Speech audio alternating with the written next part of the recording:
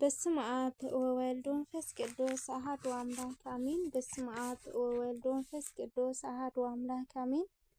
በስመ አብ ወወልድ ወመንፈስ ቅዱስ አሐዱ አምላክ አሜን። ሰላም ለክሙ ክብራን አሐትየ ወአኀውየ እፎ ሃለውክሙ ሰላም ንኣኻትም ይኹን ክብራት ኣሕዋተይን ኣሓትየን ከመይ ኣለኹም? ከም እግዚአብሔር ቅዱስ ወኣድ ካብ ዝሓለፈ ዝቐፀለ መበል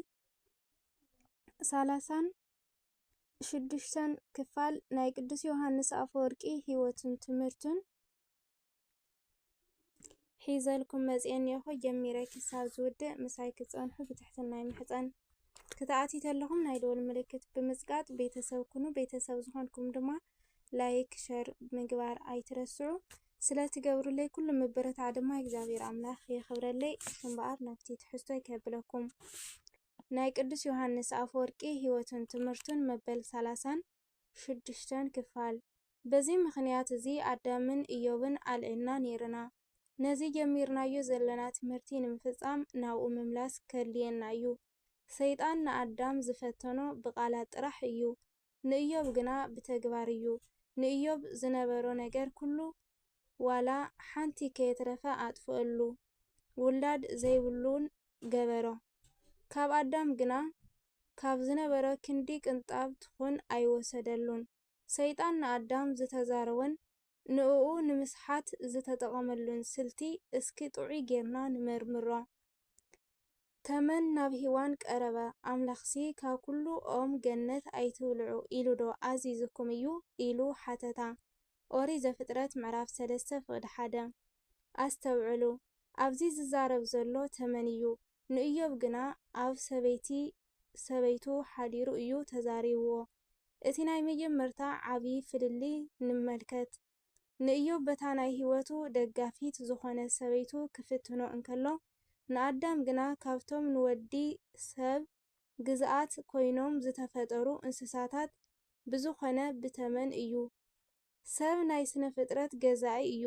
እንተኾነ ግና እቲ ግዙእ ዝኾነ ተመን ነቲ ገዛኢ ዝነበረ አዳም ኣታለሎ። ንኢዮብ ግና እታ ናይ ህይወቱ ደጋፊት ዝኾነ ሰበይቱ እውን ክተናውፆ ኣይከኣለትን። ተመን ዝተዛረቦ ንምስማዕ ኣምላኽሲ ካብ ኩሉ ኦም ገነት ኣይትብልዑ ኢሉ ዶ ኣዚዝኩም እዩ በለ። እግዚአብሔር ግና ከምዚ ዘይኮነስ ናይዚ ተቃራኒ እዩ ዝበለ። ናይ ሰይጣን ተንኮል ንመልከት።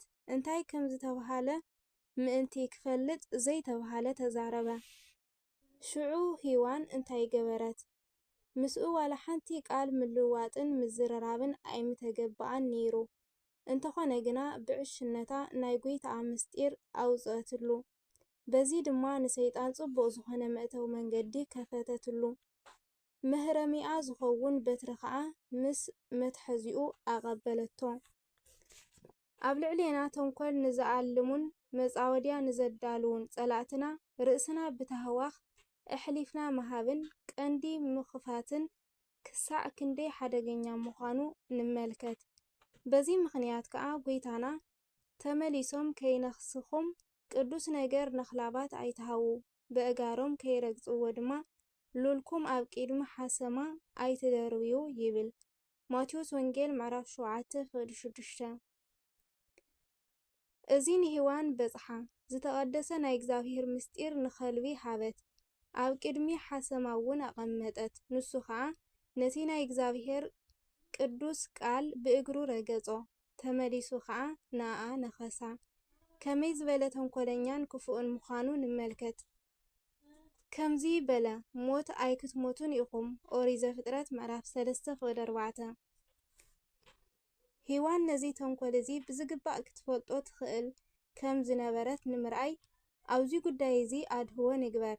ሰይጣን ኣብ ልዕሊ እግዚአብሔር ዘለዎ ተቃውሞ ብቐጥታ ምግላፅ ምስ እግዚአብሔር ዘለዎ ጽልእን ተቃውሞነትን ኣርአየ። ሕራይ እስኪ ዝሓለፈ ምስጢር ምሃብስ ንሕደጎ። ነቲ ክፈልጥ ዝደለየን ዝሓተተን እያ ናይ እግዚአብሔር ቃል ምስጢር ነጊራቶ ንበል። ብድሕሪኢኸ ንስለምንታይ እያ ነቲ ኣንጻር ናይዚ ዝተዛረባ ዝተኸተለቶ? እግዚአብሔር ካብኣ ምስ ትበልዑ ሞት ክትሞቱ ኢኹም ኢሉ እዩ ኣዚዝዎም። ዲያብሎስ ከዓ ሞት ኣይትሞቱን ኢኹም ኢሉ መለሰ። ካብዚ ንላዕሊ ጽልኢ እንታይ ኣሎ?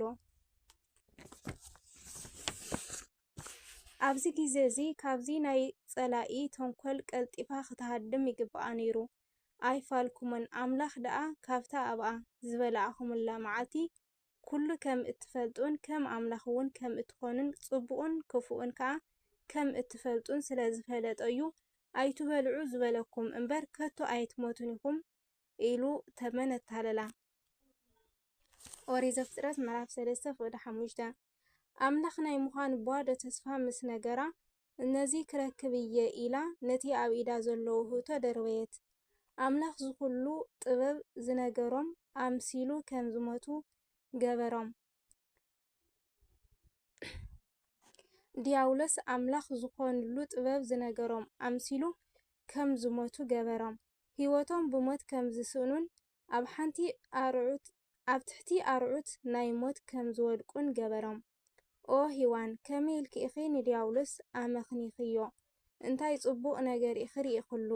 ናይቲ ሕጊ ዝሃበ እግዚኣብሔር ሓቅነትን ተኣማንነትን ንሱ ናይ ዓለማት ፈጣሪ ምዃኑ እቲ ግና ጸላኢ ዲያብሎስ ምዃኑ ንምርግጋጽ ብቑዕዶ ኣይነበረን እዩ። ከምኡ እውን ከመይ ኢልኪ ዲያብሎስ ዝብል ተመን ከም ዝኾነ ኢኺ ዝረኣኽዮ? ንተመን ናይ እግዚኣብሔር ሕግን ትእዛዝን ክሳዕ ዝነግሮ ክበጽሕ ግቡእ ድዩ? እቲ ነገር ኣብ ውሽጢ ተንኰል ከም ዝነበሮ ክፍለጥ ይከኣል ነይሩ፣ ንሳ ግና ክትፈልጥ ኣይከኣለትን። ከምዚ ምስ ኮነ እውን እግዚኣብሔር ግና ንፍጥረቱ ዘለዎ ክንክን ብብዙሕ መንገዲ ገሊጹ እዩ። ሕያውነቱን ብብዙሕ መረዳእታ ኣርአየና። ንሰብ እምሃበ ኣልቦ ሃበቦ ካብ ዘይምንባር ናብ ምንባር ኣምፂኡ ፈጠሮ። ናይ ህይወት እስትንፋስ ኡፍ በለሉ ብኣርኣዩን ብኣምሳሉን ፈጠሮ። ኣብ ልዕሊ ኩሉ ፍጥረት ገዛኢ ገበሮ። ደጋፊት ሃቦ ገነት እውን ኣዳለወሉ። ብዘይካ ሓንቲ ዝኸልከሎ ኦም ንሱ ኸማን ንጥቕሙ ክብል ካልእ እዋም ኩሉ ንኽጥቀመሉ ሃቦ።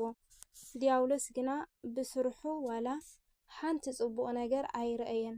እንተኾነ ግና ዘወናውን ነገር ብኣፍ ጥራይ ብምዝራብ ብባዶ ተስፋ ልባ መሊኡ ኣታለላ። እግዚኣብሔር ንኣታቶም ዘለዎ ሰናይ ሓሳብን መደብን ብስርሑ ገሊጹሎም እኳ እንተኾነ ንሳ ግና ካብ እግዚኣብሔር ንላዕሊ ሰይጣን ዝያዳ ተኣማኒ ከም ዝኾነ ጌራ ሓሰበት። ባዶ ቃል ጥራይ ደኣ እምበር ወላ ሓንቲ ትጭብጥ ነገር ከይሃባ እውን ኣመነቶ። እዚ ምትላል እዚ ካብ ሓይሊ ናይ ሰይጣን ዘይኮነስ ካብ ስንፍናናን ካብ ዕሽነትናን ዝመጽእ ጥራሕ ከም ዝኾነ ክንርዳእ ይግባእ። ነዚ ብዝበለጸ ንምርዳእ ቅዱስ መጽሓፍ ንኣ ከመይ ገይሩ ከም ዝወቐሳ ንስማዕ። እታ ኦም ንምርኣያ ጽብቕቲ ፍሬኣ ከዓ ንምብልዑ ጥዑም ምዃኑ ርእያ ካብ ፍረ እታ ኦም ወሲዳ በልዐት። ኦሪት ዘፍጥረት ምዕራፍ 3:6 ስለዚ እቲ ስሕተት ተሓታትነትን ካብቲ ዘይተገዘረ ኣረኣእያ ትምኒትን ናይ ሄዋን ዝመጸ ደኣ እምበር ካብ ናይ ሰይጣን ምትላል ዝመጸ ስሕተት ጥራሕ ኣይኮነን። ስለዚ እቲ ስሕተት ከምኡውን ተሓታትነት ካብቲ ዘይተገዘረ ኣረኣእያን ትምኒታን ናይ ሄዋን ዝመጸ ደኣ እምበር ካብ ናይ ሰይጣን ምትላል ዝመጸ ስሕተት ጥራሕ ኣይኮነን። ዝተሰዓረት ሰይጣን ብተንኰል ስለ ዝተዛረበ ዘይኮነሲ ንትምኒታ ስለ ዝተሰዓረት እዩ። በዚ ምኽንያት ከዓ ዋላ እኳ ተመን ኣስሒቱን እዩ ዝበላዕኹ እንተበለት ካብ ቅጽዓት ኣያምለጠትን። እቲ ጌጋ ናታ ስለ ዝነበረ ኣዝዩ ከቢድ ቅጽዓት ተቐጽዐት። ምኽንያቱ ዘይምውዳቕን ዘይምግጋይን ኣብ ኢዳ ስለ ዝነበረ። ነዚ ብዝበለጸ ምርዳእ ምእንቲ ክንኽእል ናይ ኢዮብ ነገር ንርአ። ካብቲ ዝተሰዓረ ናብቲ ዝሰዓረ ንኸይድ። ኢድና ኣብ ልዕሊ ዲያብሎስ ንኸነልዕል እዚ ሓቀኛ ሓርበኛ ዓብይ ብርትዕን መንፈሳዊ ሓይልን ክበና እዩ። ኣብቲ ዝረአናዮ ኣብ ኣብ ኣዳምን ሔዋንን ዘታለለን ዝተዓወተን ተመን እዩ። ኣብዚ ግና ንእግዚአብሔር ጽረፍ እሞ ሙት ኢላ ዝፈተነቶ ሰበይቲ ኢዮብ እያ ይብል ቃሉ። ስለ ቅዱስ ቃሉ ቅዱስ እግዚአብሔር አምላክና ሽሙ ዝተኸበረ ዝተመስገነ ይኹን። ኣብ ዝመጽእ 37 ክፋል የራኽበና። ስለሰማዕኹም እግዚአብሔር አምላክ ይስማዕኹም። ወስብሐት ለእግዚአብሔር ወለወላዲቱ ድንግል ወለመስቀሉ ክቡር አሜን።